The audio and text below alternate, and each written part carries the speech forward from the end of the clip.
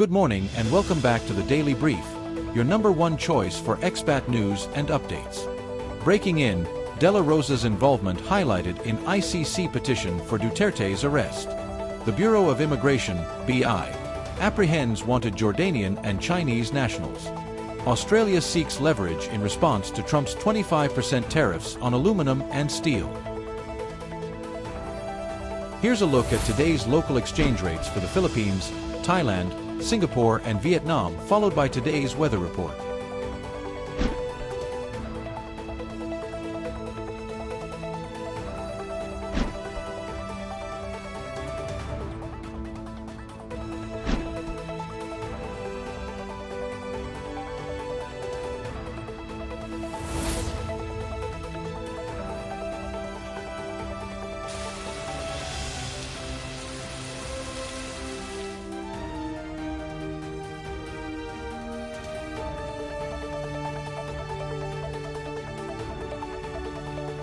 In our first story, De La Rosa's involvement highlighted in ICC petition for Duterte's arrest. Although not directly named in the arrest warrant, Senator Ronald Bato De La Rosa, a key figure in the deadly war on drugs, was frequently referenced in the International Criminal Court (ICC) prosecution's request for former President Rodrigo Duterte's arrest. A 54-page document, which redacted certain details, identified De La Rosa as Duterte's close ally and former Philippine National Police (PNP) chief. The document highlighted De La Rosa's role in the development of Oplan Tokang as early as 2012, a program where police approached suspected drug users and pushers, urged them to surrender, placed them on watch lists, and many of these individuals were later killed. The ICC prosecution's urgent application for Duterte's arrest was dated February 10 and made public on March 13.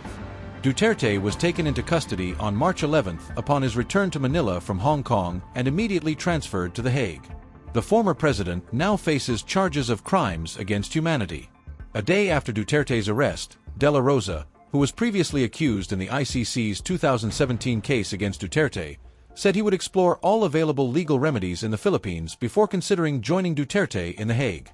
He also mentioned seeking protection from Senate President Francis Escudero. The ICC document consistently referenced De La Rosa's role, particularly when he served as Davao City Police Chief in 2012 and implemented Tokang. The document also described how members of the Davao Death Squad, DDS, allegedly staged nanlaban, resisting arrest, scenarios by planting weapons or drugs on victims to justify their killings. International law expert Rodel Tayton, Dean of the San Sebastian College Recoletos Graduate School of Law, stated that De La Rosa's involvement as PNP chief during the drug war could place him under ICC scrutiny. According to Tayton, ongoing examinations and investigations may determine if De La Rosa is next in line for prosecution in The Hague.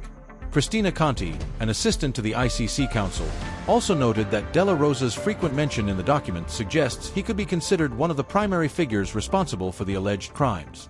The prosecution holds Duterte accountable for crimes against humanity from November 1, 2011, to March 16, 2019, as part of a common plan with unnamed co-conspirators to target suspected criminals, particularly drug-related offenders, through murder, torture, and other violent means.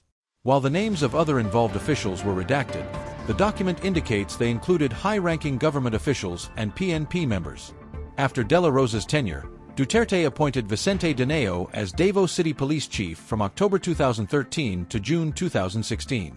The prosecution stated that the DDS initially operated within Davao City under Duterte's leadership as mayor before expanding nationwide upon his election as president in 2016. This national expansion turned the anti-drug campaign into what the ICC describes as a state-sanctioned operation involving police forces, civilian assets, and local officials. State-sanctioned campaign. The prosecution detailed that on July 1, 2016, the day De La Rosa became PNP chief, he issued CMC No. 16 to 2016, officially launching the nationwide anti-drug campaign, also known as Project Double Barrel. This initiative was modeled after Davao City's approach and focused on the neutralization of suspected drug offenders. Although the memorandum formally emphasized the need to respect human rights, the prosecution highlighted Duterte's direct statements encouraging police to commit violence in the name of the campaign. Throughout his presidency, Duterte and other senior officials repeatedly endorsed extrajudicial killings. The ICC prosecution pointed to public statements as evidence, including a 2016 speech where De La Rosa told a crowd of drug surrenderers to kill drug lords and burn their homes in retaliation for getting them addicted to shabu. Besides Duterte and De La Rosa, the document also mentions Vicente Dineo, Duterte's daughter Vice President Sara Duterte, specifically in reference to her time as Davao City Mayor from 2010 to 2013, and former Justice Secretary Vitaliano Aguirre too, citing his remarks that drug suspects were not humanity.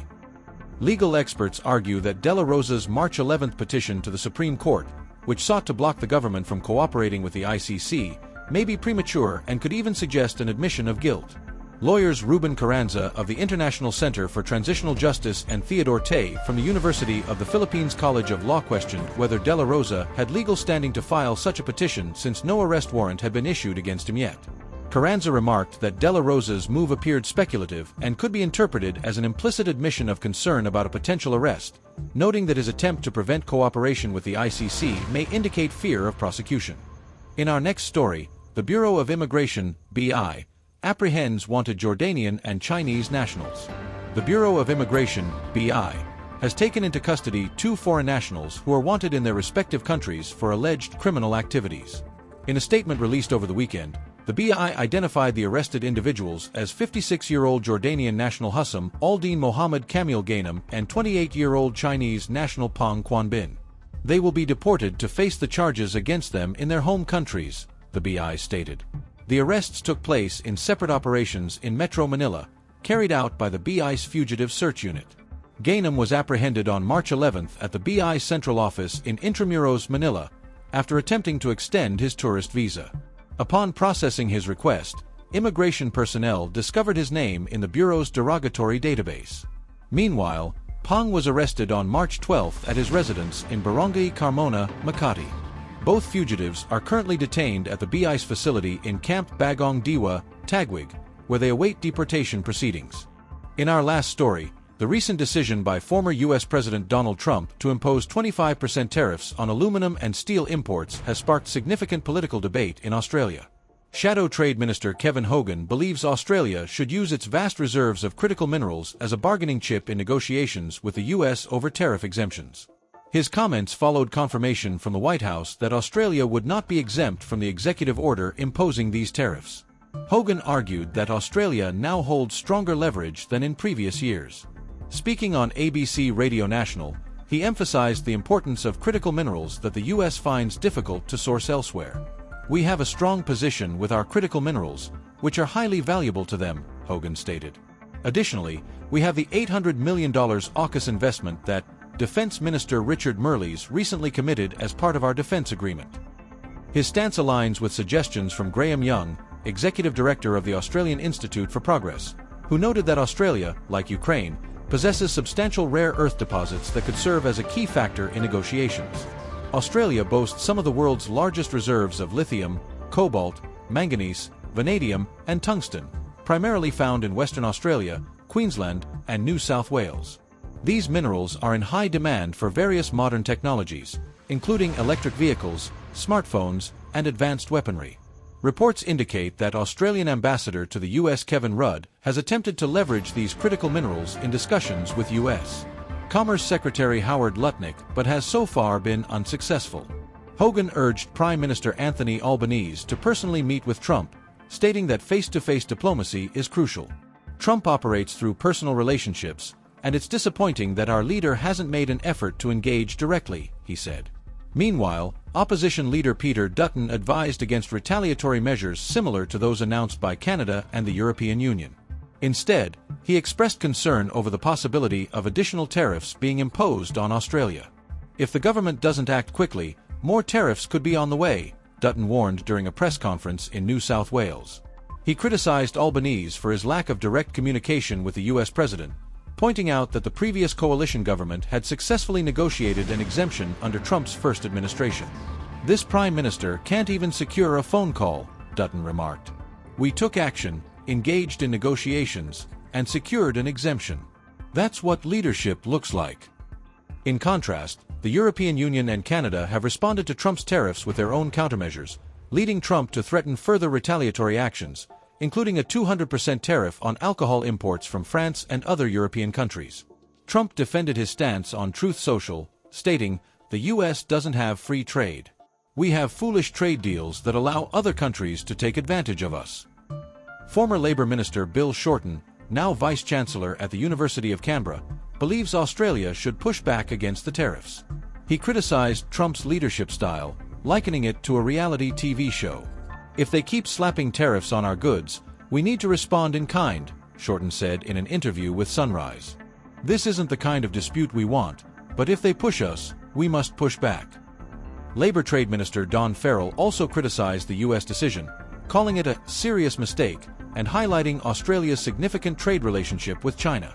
"Our two-way trade with China reached $327 billion last year, with $230 billion in exports from Australia," Farrell told reporters on March 13th.